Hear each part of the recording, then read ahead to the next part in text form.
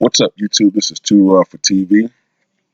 All right, I'm just gonna go right into this video. I'm not gonna always do my little plug all the time. I do want to give a shout out to Elijah Merritt for his donation to the channel. I saw your donation, man. I'd like to thank you for your donation.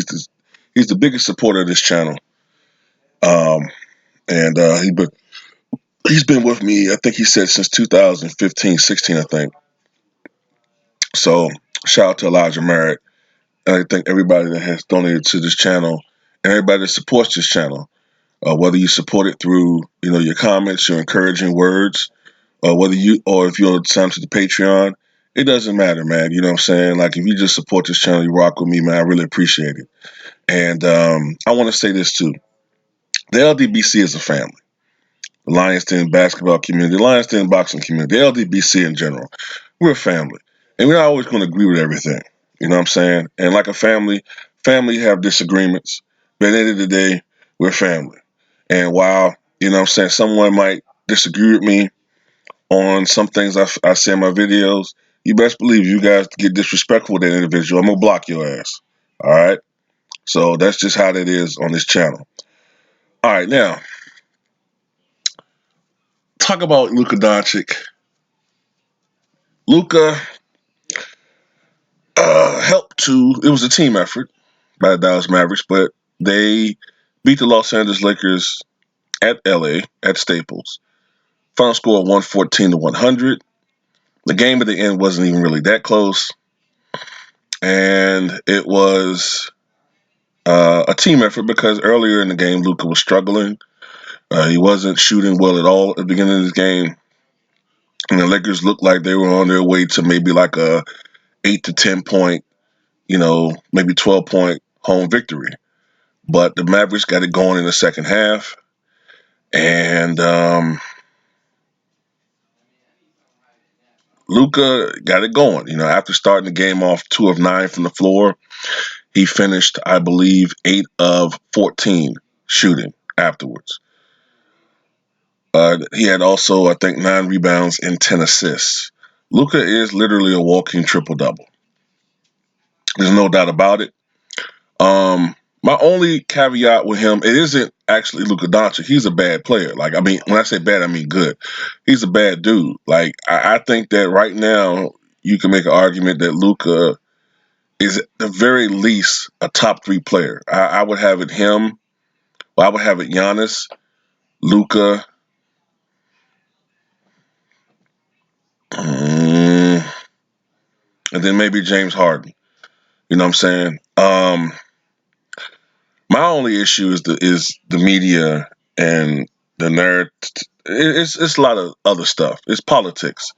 All right, that irritates me. But you know what? I don't think YouTube is the right format for me to talk about that type of stuff. So I just keep that to the Patreon. When it comes to the media and how they push certain guys and the reason why they're doing it, I'm gonna keep that to the Patreon. 'Cause I think YouTube, especially with the changes that YouTube are having now and what they're about to do, I don't want to target my channel any more than what it may already be targeted. You know what I'm saying? So I'm not gonna talk about anything to do with race on this channel anymore. Nope, not gonna do it. So on the Patreon, I might talk about stuff, but not on here. But as a basketball player, man, Luka is the truth. You know what I'm saying? Um, this is the thing about a great player. A great player will show you, for the most part, from the beginning, that even if it's not consistent at first, you will see flashes of what they can be.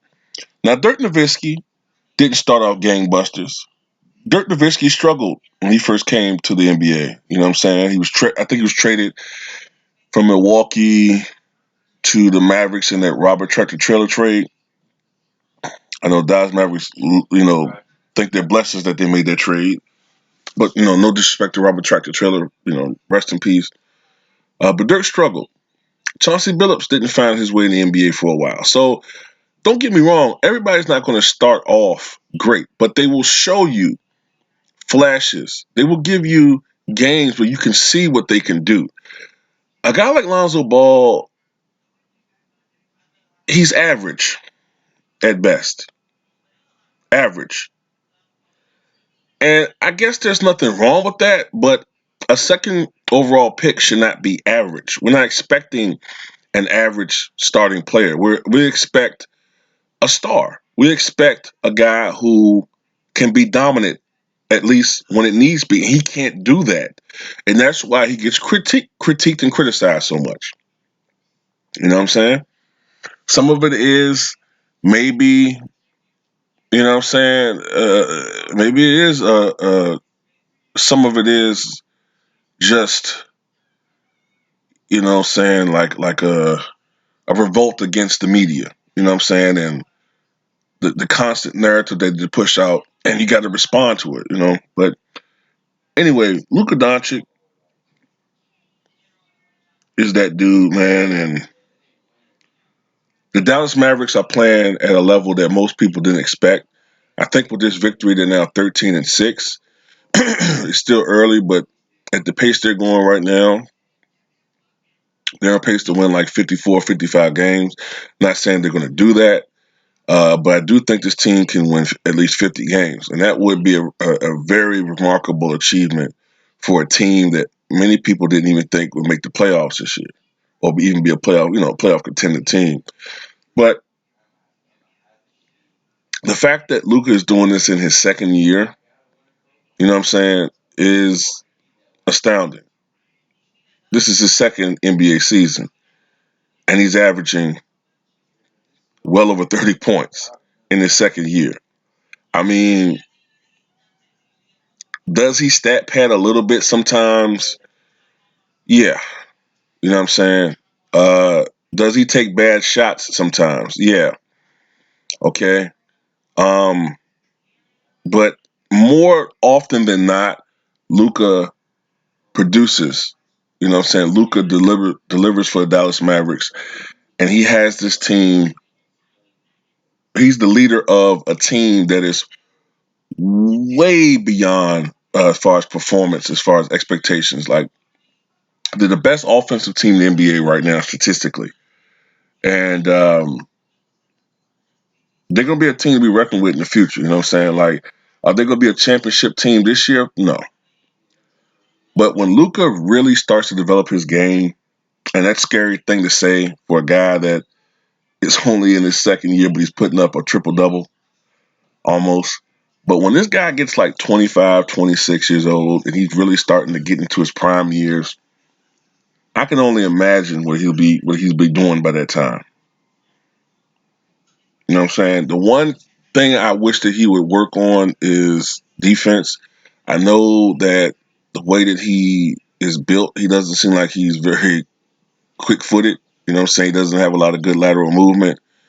But the thing that you would like for a dude who's a great player is to at least when I was growing up, you know what I'm saying? Maybe I'm an old fuddy duddy, but one of the things that used to separate a good player from a great player when I was growing up is his commitment to defense. Um, Even if you're not a great defensive player, and not everybody's going to be a great individual defender, but just giving effort. You know what I'm saying? Like, that's one thing that I can say about Steph Curry. Steph Curry over the last couple of years has improved in his effort on defense and his ability to commit to defense. He's never going to be a lockdown defender, but the fact that he is at least showing effort on that side of the basketball court, as opposed to like 2013, 14 when he was terrible, that shows a growth in his overall game. You know what I'm saying? And if Luka can get to that point where he's at least an average defender, and maybe some nights he can be effective and good, then that's all you ask for. You know what I'm saying? But that's, you know what I'm saying, that's a couple of years down the line. Right now, he's a really good player. Well, no, I can't say just a really good player. He's honestly a great player right now. And for the Lakers, you know what I'm saying, look, they had a 10-game winning streak, and they lost. They lost to a team that is playing really good basketball right now for the most part, Dallas Mavericks. So you can't really get pissed that they lost. I mean, if you're a Laker fan, you don't want your team to lose any games. But this is the thing. Ticket said this in his chat, and I agree with him. And I was saying this too. A championship caliber team, like a great championship team, you don't get mad if you're a head coach, right?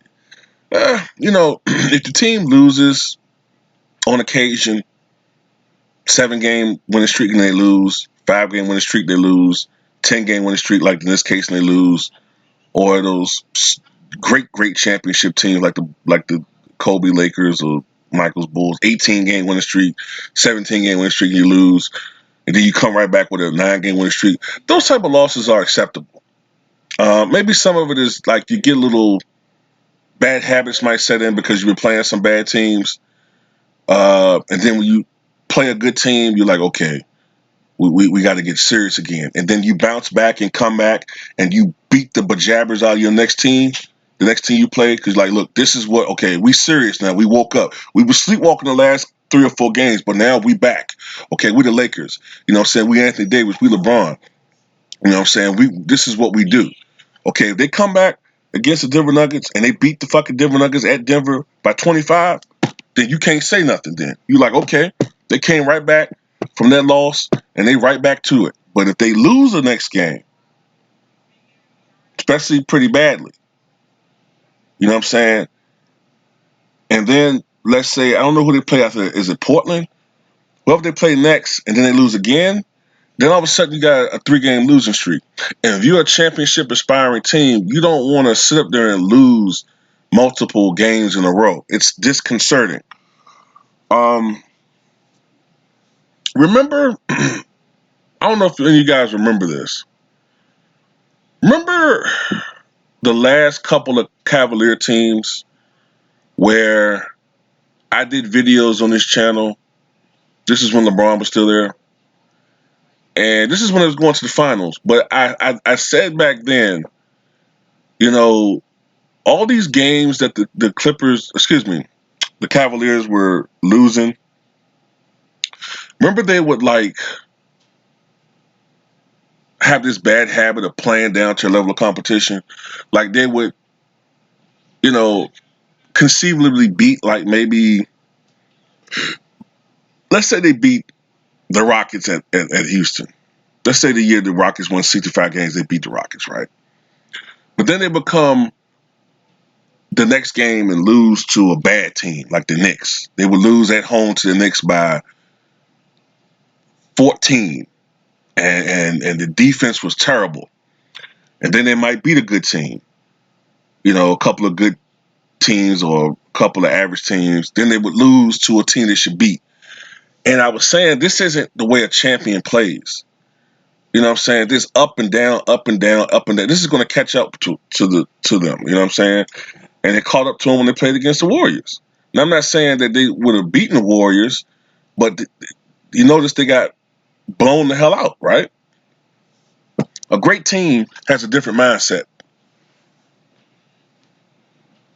A championship level team has a different mindset. And this is, I think, this month is going to really show whether or not the Lakers have that mindset or whether this is just another really good Laker team. You know what I'm saying? Because to me, the Lakers definitely have a prime opportunity to win a championship. I just need more evidence to show that this is the year that they're going to do it. Because by no means is it that it's a lock for the Clippers. You have Kawhi with his injuries. You know what I'm saying? We don't know exactly how 100% Kawhi is going to be by the playoffs. Um, Paul George is a great player, but Paul George can at times, like he did the last game, lay eggs. So by no means is it a lock that the Clippers are going to win the title. You know what I'm saying? So, but the thing about it, we got to be realistic for LeBron James. He's 34 years old, and he'll be 35 in, I think, 29 days. So his window of opportunity for a championship is starting to close a little bit. Okay? Stockton and Malone, back in the 1990s, were part of one of the better teams in the NBA. I remember for many years they won 50 games. And they won 50 games for many years until they got to the finals. But then that one opportunity was beginning to close. That was going to be it. And when Michael Jordan hit that shot over Brian Russell, that was it. So this is what we'll see. You know what I'm saying? But tell me what you guys think.